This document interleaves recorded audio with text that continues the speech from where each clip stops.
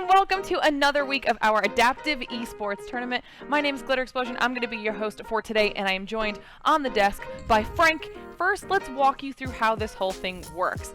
All right, now this is our second qualifier. We're going to be having 4 of those, as you can see up on the event schedule, with 1 LCQ and then our finals in January. Now, as far as the format goes, it will be a 2v2 with a single elimination bracket. Standard game rules, but Frank, we got to talk about this because we've added a 7-goal limit, and it played into things last week.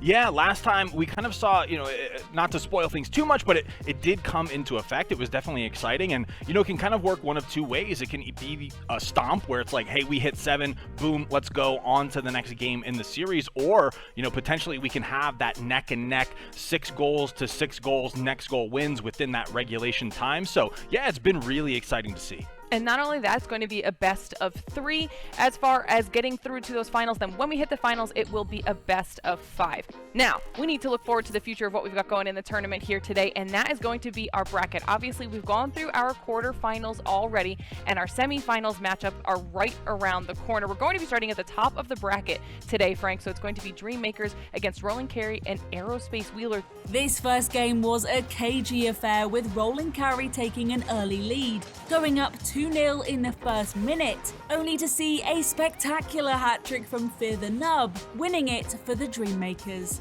Fear the Nub now gets the pop-up, tries to get the second touch, but doesn't need it. The hat-trick, and the lead will go to the Dreammakers. Here we're in the second game, which proved even tighter, with the score at 2-2 and less than 30 seconds on the clock. They are facing a ton of offense. Gonna need another save here. Can't get it. RollingCarey finally gets it through on a 3rd attempt.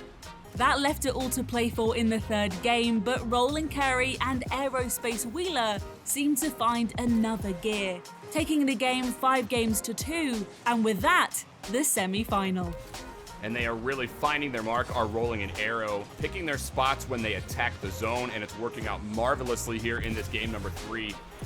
I think that was a fantastic way to kick off our second qualifier. I mean, it was so close until the end of the 3rd of the best of 3. I mean, phenomenal performance across the board from all of our competitors in the first semifinals. Yeah, a really intense back and forth between the Dreammakers and RollingCarey and AerospaceWheeler, with RollingCarey and AerospaceWheeler moving on to the grand final. But of course, we have a second semifinal to get through here. Goals are what this semi-final was all about, with 19 in total being scored over the 2 games. Unfortunately for Ventazine and Mongo Slade, only 5 in total were theirs, with Paralyzed Shooters closing both games out on the 7-goal cutoff rule. Here are just a few of them. Looks like they may get one back on a pop from Michael. Needs another touch, it's in. Michael going side to side to cut that one back and in is nothing short of impressive.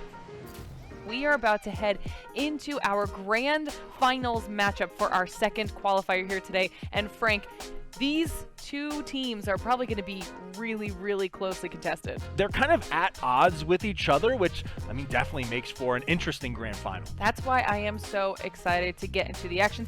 The clash of styles played out in the first game, with both sides frustrating each other, resulting in a deadlock for the first 3 minutes and 41 seconds, with AerospaceWheeler putting his team in front, only to have Michael even the score 4 seconds later. Here we are in the dying seconds after AerospaceWheeler put his team ahead for the 2nd time. Facing pop clutch this time, just pops it up and over, and that's gonna be a shot. That's in. That put AerospaceWheeler 1 ahead heading into the 2nd game, which proved even tighter, with Paralyzed Shooters going up 2 goals, first through pop clutch, then Michael. AerospaceWheeler managed a late goal, but it wasn't quite enough. So, all square going into Game 3, and even more proof, if needed, how evenly matched these sides were. Paralyzed Shooters again going up 2 goals through Michael, then the response from AerospaceWheeler back the other way with 2 from Pop Clutch in 20 seconds, putting them 4-1 up. Aerospace responded again. Here it is at 4-2 to Paralyzed Shooters, and seconds remaining. Is there hope? It's up and it's in. So that meant Game 4 left Paralyzed Shooters looking to close the final out with victory, and RollingCarey and AerospaceWheeler looking to force a decider. Here it is after Paralyzed Shooters took a dominant 4-goal lead after the first 90 seconds. with enough of a presence to deter some of that blue team offense. And if pop clutch there with the assist from Michael. And now yet again, they kind of set themselves up to win either way, whether it's 7 goals or the clock expiring. It looks all but signed, sealed, delivered here.